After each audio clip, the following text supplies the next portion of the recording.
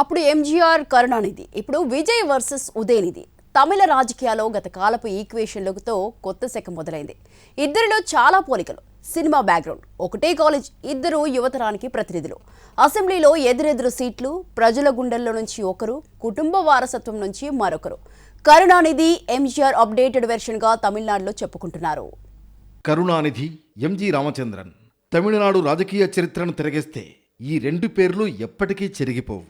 కరుణానిధి పదునైన రాజకీయ వ్యూహకర్త, మాటల మాంత్రికుడైతే ఎంజీఆర్ వెండితెర వేల్పు.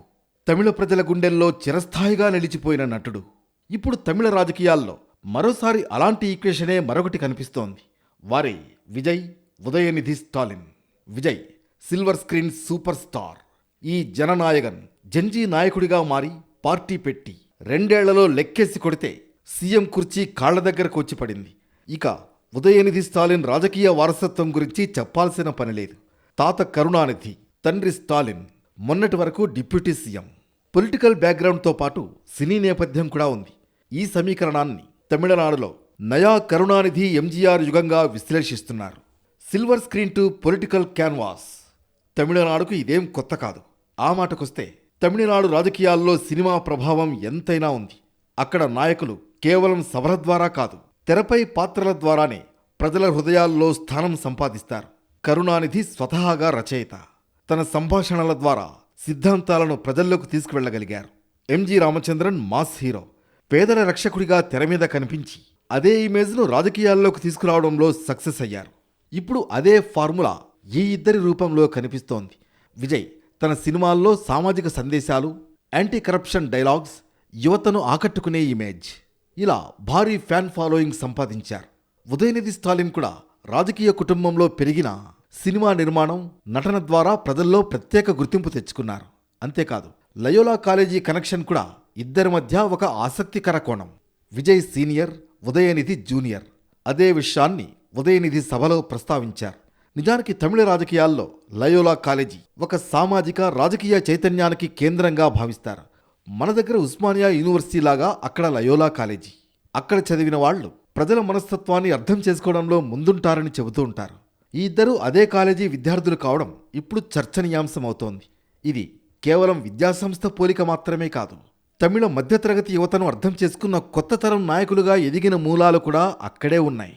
ఇలా స్నేహం నుంచి సినిమా మీదుగా రాజకీయం వరకు పోటీపడి నడిచారు ఇద్దరు. ఉదయనిధి స్టాలిన్ నిర్మాతగా విజయ్తో అనేక హిట్ సినిమాలు తీశారు.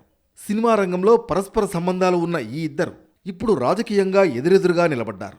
ఇది కూడా గతంతో పోలికే. ఎంజీఆర్ మొదట ద్రవిడ ఉద్యమంలో భాగమే. కరుణానిధితో కలిసి పనిచేశారు. కానీ తర్వాత వారిద్దరి మధ్య వచ్చిన విభేదాలు తమిళ రాజకీయాలను శాశ్వతంగా మార్చేశాయి. విజయ్ రాజకీయ బలం ఏంటి? తమిళనాడు పొలిటికల్ సర్కిల్లో వినిపిస్తున్న బలమైన మాట ఇది. అంటే ఏమీ లేదు, సింపుల్. విజయ్ బలం, బలగం అంతా ఆయన అభిమానులే. అందులో సామాన్య, పేద, మధ్యతరగతి నుంచి జంజీ వర్గం దాకా విజయ్ వెన్నంటే ఉన్నారు. అతని రాజకీయ శైలి కూడా సోకాల్డ్ సంప్రదాయ నాయకుల కంటే భిన్నంగా కనిపిస్తోంది. అడ్డపంచెలు, కడక్ ఖద్దర్ చొక్కాలు లేవు. కోటు, వైట్ షర్ట్తో ట్రెండ్నే మార్చేశాడు. అవినీతి వ్యతిరేక భావజాలం, ఉద్యోగాల సమస్య, విద్యపై ఒత్తిడి వంటి అంశాలను టచ్ చేస్తూ ముందుకు వెళ్లి సీఎం కుర్చీ దాకా వచ్చాడు. ఒక్క మాటలో చెప్పాలంటే ఎంజీఆర్ తరహాలో విజయ్ ప్రజల మనిషి అనే ఒక ఇమేజ్ను నిర్మించుకునే ప్రయత్నం స్పష్టంగా కనిపిస్తోంది. ఇక ఉదయనిధి స్ట్రెంత్ విషయానికొస్తే తాత లెగసీ, తండ్రి వారసత్వం, అవి కాకుండా పార్టీ క్యాడర్. ఎంకే స్టాలిన్ తర్వాత డిఎంకేలో సహజ వారసుడుగా ఎదుగుతున్న ఉదయనిధి పరిపాలనా అనుభవం సంపాదించుకుంటున్నారు.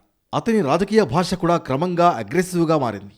కరుణానిధి తరహాలో సిద్ధాంత రాజకీయాలను, సంస్థాగత బలాన్ని ఆధారంగా చేసుకునే నాయకుడిగా ఉదయనిధి ట్రాన్స్ఫర్మేషన్ జరిగింది. అయితే ఇది నిజంగానే మరో కరుణానిధి ఎంజీఆర్ పోరాటమా? ఇక్కడే అసలు ప్రశ్న ఎదురవుతోంది. పోలికలు ఆసక్తికరంగా ఉన్న నాటి కాలం వేరు, ఇప్పటి జమానా వేరు. 1960-70లో తమిళనాడు వేరు, ఇప్పటి అరవ రాజకీయం వేరు. కుల ప్రాంత సమీకరణాలు, యువత ఆలోచనలు, సోషల్ మీడియా యుగం పూర్తిగా భిన్నం. ఎంజీఆర్ కాలంలో తెర మీద కనిపించిన హీరోనే ప్రజలు నమ్మేవారు. ఇప్పుడు ప్రజలు నాయకుడి వ్యక్తిగత జీవితం నుంచి పరిపాలనా సామర్థ్యం వరకు అన్నింటినీ లెక్కేస్తున్నారు. అందుకే విజయ్కు స్టార్డమ్ ఒక్కటే సరిపోదు, ఉదయనిధికి వారసత్వం ఉంటే చాలదు. మొత్తంగా తమిళనాడు రాజకీయాలు మరోసారి సినిమా రాజకీయాలు కలగలిసిన మిక్చర్ పొట్లంలా మారాయి. ఒకవైపు వ్యవస్థతో కూడిన డిఎంకే వారసత్వం, మరోవైపు అభిమాన శక్తిని రాజకీయ శక్తిగా మార్చాలనుకుంటున్న విజయ్. ఈ పోటీ కేవలం ఇద్దరు నాయకుల మధ్య మాత్రమే కాదు, ఇది వారసత్వ రాజకీయాలు వర్సెస్ కొత్త తరం ఆకాంక్షల మధ్య పోటీగా కూడా మారవచ్చనేది రాజకీయ విశ్లేషకుల మాట. కరుణానిధి ఎంజీఆర్ పోరాటం తమిళ రాజకీయాలను దశాబ్దాల పాటు ప్రభావితం చేసింది. ఇప్పుడు విజయ్ ఉదయనిధి రాజకీయ సమీకరణం కూడా తమిళనాడు భవిష్యత్ రాజకీయ దిశను నిర్ణయించే దిశగా సాగుతుందని ఆశిద్దాం.